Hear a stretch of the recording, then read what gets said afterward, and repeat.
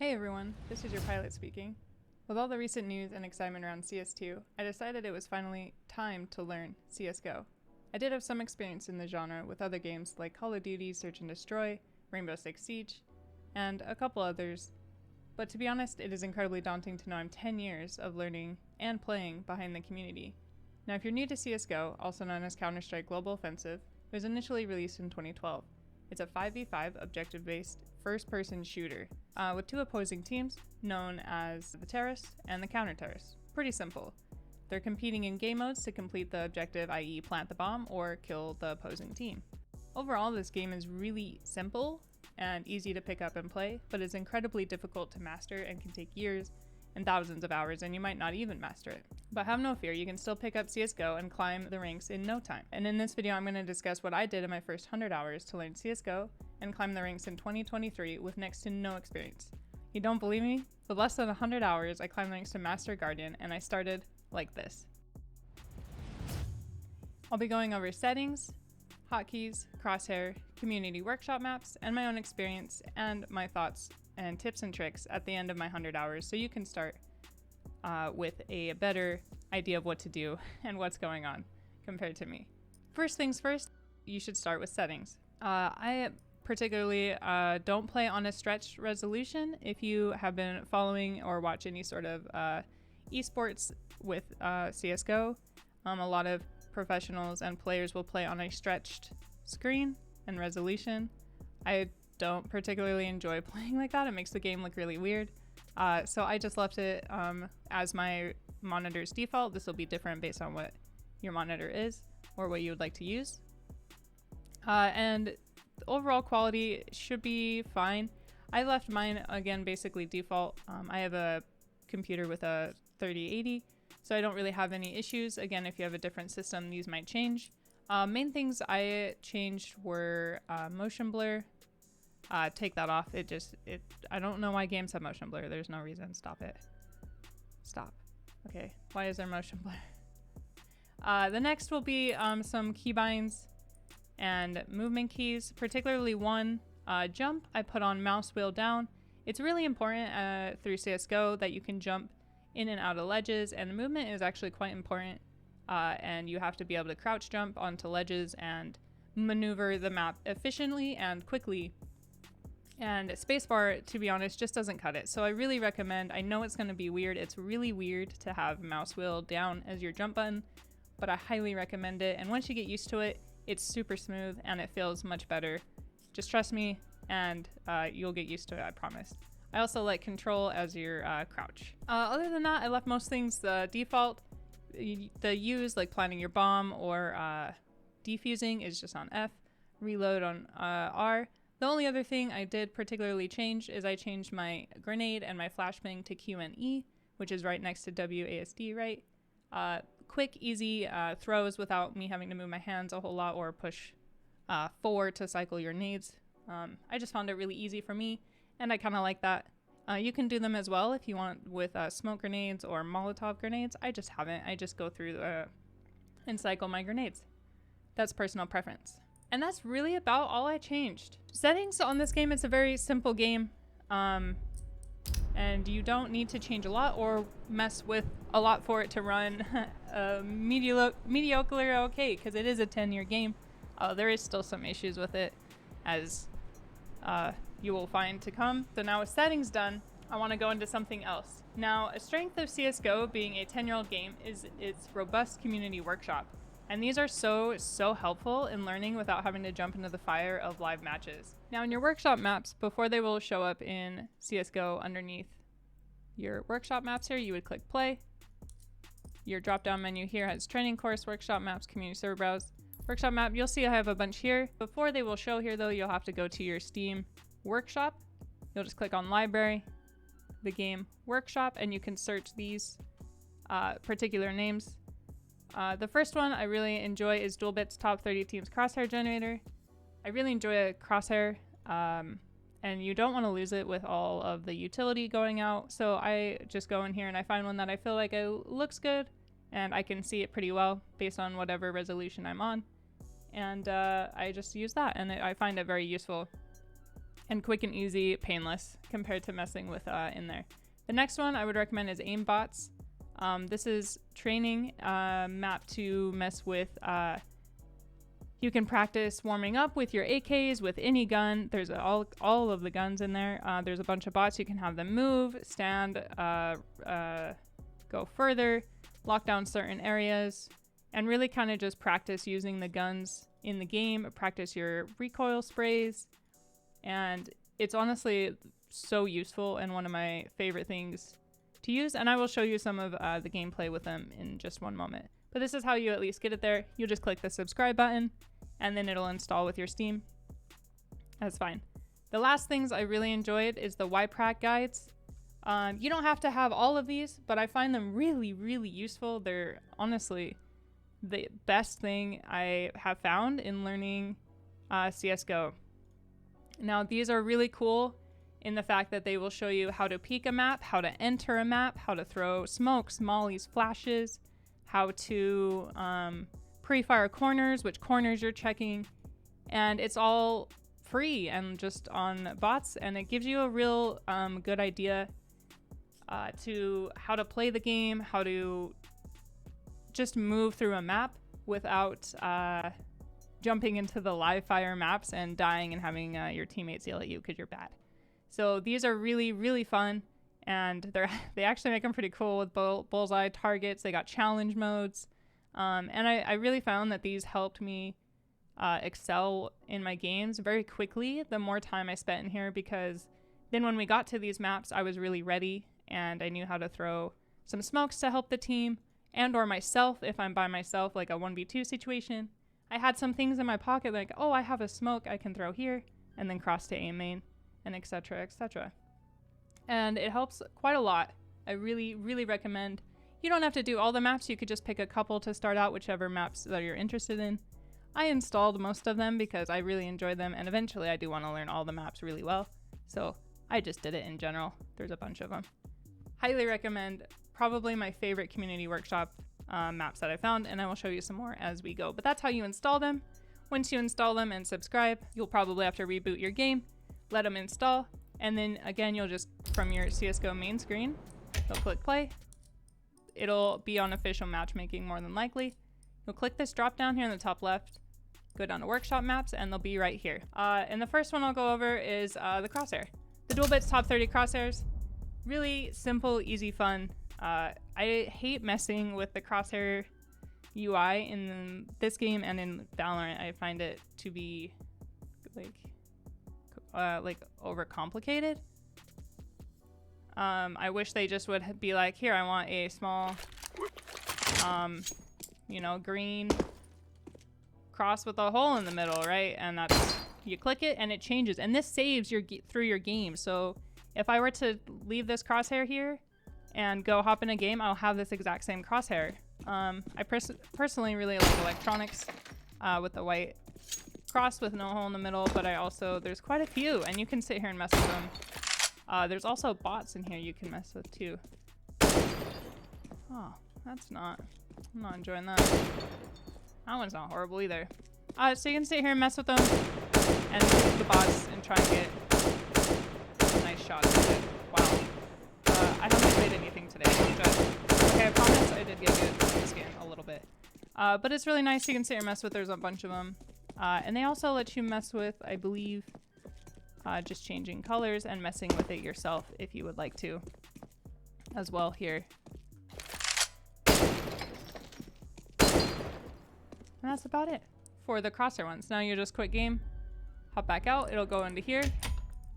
Next thing I'd like to show you is the Aimbots. This is the one I was telling you has bots. You can practice your sprays, mess with any of the guns that you want to use, including shotguns, pistols, SMGs, snipers. All of it is here. And you can really tailor it to whatever you would like to practice or what you would like to work on. I personally don't mess with it too much. I just enjoy coming in here, getting an AK, maybe an M4, and just practice on shooting a couple targets, messing with some sprays, trying to get it to a couple if you can. And it's always kind of a nice warm-up to get like my day started. And you can do a lot of things. So we can close out all of this and this side, and we can only make it one and see all these bots disappear. And now I only have one side, and I can just focus here without having to turn 360 degrees. And you just sit here and practice them, and you can mess with all of your pistols, and these are quite fun and a good way to learn with your recoil sprays, your recoil patterns. You can even mess with the walls, try to keep it in one good spot. There's a lot of stuff here. You can have bots move, endless ammo. There's a lot of settings here. I normally don't touch a lot of these, I'm gonna be honest. You can have boxes and crates, so you have to shoot them in the head. You can't shoot them any lower, right? And it really just kind of helps you get more proficient with the weapons. And I personally enjoy this for warming up. I use it almost every day. It's wonderful. So would recommend that one. And then the last things I had you guys installed were the YPRAC maps. These are best, I feel, is on your own, but I will show you a little bit of how they go. So I have the AK, and maybe I want to learn how to, we could play peak practice, and we'll just hop right in it on default. Now I'm trying to get here, and I'm trying to peek wherever the spot is. Oh, he's right there. So now I have to catch it here. Hopefully. If I can hit him. There we go. And it'll swap you over. And now I fight the same angle as a defender. Holy moly. There we go. We got there eventually. And I don't necessarily, they don't move as well. Players aren't going to move in this line like this. They're going to be crazy and going everywhere. But I do enjoy these, and they helped me figure out where to look first when I'm coming to a site on multiple maps. And I'm like, okay, I come around this corner, I should look here, someone can be here. Then I keep looking, I'm like, oh, I can be on top of stairs. And then you progress with that. And as you go through these, oh my word, I can't have my shot. As you go through these, you'll just learn how the map flows, the angles that can get you, can see you, shoot you, etc. So now it pushed me up, right? So we started way back here on the first one, and then the second one, and now we're all the way on to the third one, and it slowly shows you where to be looking as you enter a site, and as if you're a defender, depending on your place, where you should be looking for these peaks, right? Where they are going to be coming. And the more ready you are for them to peek at certain angles, the less you'll have to move, and it just makes the game really easy. It's really point click. So these are really quite fun and a good practice. And you can even try with your own peaks to get your movement in there, because you obviously won't have endless time to stand out in the open and shoot them. And it's really quite a good tool, I think. If you want to go back, and let's say I don't want to do that anymore, they have smokes for each site for a lot of different angles that are really useful, even if you're by yourself or trying to set up your team to enter. Mollies, some flashes, and a lot of practice tools to even just mess with and, you know, get creative with what you're doing and your own play style. And there's a lot of customization here for you to really do whatever you'd like. And there's challenge modes. So let's say you're doing pre-fire, you can pick your AK, and I was like, okay, I want 100 health and 100% spawn, and you make it really difficult on yourself. And you add the challenge here or something, I don't know. And then if you change these numbers, it changes on the bottom left. Palace to site, mid to B, apps to B, and you can really learn a map through and through without even having to jump into a live game. And that is, I feel, is so important compared to your live matches where you're just dying a lot. These will help you start really progressing your game, and then at that point it's getting into games, because you have the knowledge, you have the settings, you got your crosshair, you learned your maps, you learned some utility usage, which is incredibly important in this game. Now the next thing is to get in there and start shooting stuff. Next, I started with a lot of death matches. Death matches are really fun, quick game modes. I put it free for all here. There's one where it does team versus team, and it can be a lot of bots. And the bots are kind of crazy, to be honest. They will mess you up. But I did free for all here, and then you can pick your set of maps, and I would just sit here and play Deathmatch.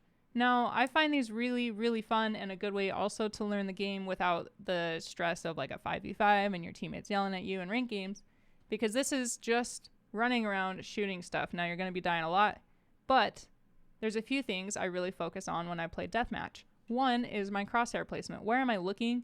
Where am I planning for the enemy to pop out at? And my general sprays, and just really your gunplay is what I focus the most on here. But then when I take this, let's say I play Mirage on Deathmatch here. When I go play Mirage on a normal match, I already know about head height from window to, connector or something. You're already prepared a little bit of like where people can peek you. Not necessarily saying they will, but then you're just already more prepared, and you're like, I died here from a deathmatch, and this is like where their head was. And you're already prepared for that. That sets you up to win your fights so often. So I played probably 20, 30 hours of death matches, just straight death matches. I cycled through these, helps me learn the maps, helps me with my shooting, and I find them just quite fun. They're really short games. You can do a couple and really improve like your overall gameplay and gunplay with CSGO. That's probably about 30 to 40 hours in. This is where I really just started playing. I did, like I'm saying, I did a lot of death matches. I was doing a couple each day, after dinner or more through stream. And then I started hopping into just casual matches to play the game mode with a 5v5 with one life, trying to work as a team. And I mean, it is tough with solo queuing, but it is possible. I had some really wonderful encounters with some good community members. So don't be scared to try and listen to them and talk and be a communicative teammate. Then after that, we're probably around 40 hours, 50 hours. And I decided to find some friends who have played CSGO quite a lot. I have a significant other who has played a couple thousand hours, so that was a really wonderful resource. But there is also wonderful communities, particularly through streaming and Discord, where I found some wonderful friends to make a 5-stack and to really be patient with me while I was learning and be positive, good experience while we played ranked. And it was great. We would sit here and pick maps and or do Premiere. And I'm telling you, when you have a good little group or even a duo or a trio, it makes the game so much more enjoyable. So don't be a stranger. Get in some of these communities. There's a lot of them that are really welcoming, especially to new players. Don't be shy. Now, here's where it got tricky, right? We're 50 hours in, we're starting ranked, and man, I got my ass handed to me. Man, I'm bad, okay? But as we got more time playing and more time, even when I was dead, I was of course spectating my friends who are obviously way better, or even randoms who are way better at the game, would play. I would watch how they would play and how they would use their utility and see how they would win the round. And then I started learning from them as well. And it really, really helped, as funny as it is, to be dead in some of my rounds and to learn how they play it. So even though you're dead, don't sit there and be like, oh man, I'm so bad at this game, I died. Just try and pull things from it and have that attitude of like, oh, I could have thrown this flash here. Maybe if my crosshair placement was a little bit off on this outside, I would have won that fight. Or maybe playing better with your teammate. Endless things. Have that in your mind, not to beat yourself up, but to know what to work on and just to notice how to play things better. And you will inherently get better. I promise you will if you just have that attitude. I promise you will. Because in those little things where you're throwing the flashes weird or not where you want them to be, etc., flashing yourself, we're all guilty of it. Those kind of just eventually kind of stop. And you'll just get there because you realize that was a bad throw and you just start doing it. So it was really big. I can't stress this enough. Spectate your friends, watch some pro matches, some YouTube if you want, and watch how people play things and learn from it. In the last probably 30, 40 hours of the 100 hours, first 100 hours of CSGO, was really where I feel like everything started to click and tie together. I was watching, ESL and some pro matches. I was downloading my matches and watching how I played them, even thinking how it could have been different or better. Where I was, where my team was, the enemy was, utility. I ended up so often with a full belt of utility and I never used any of it.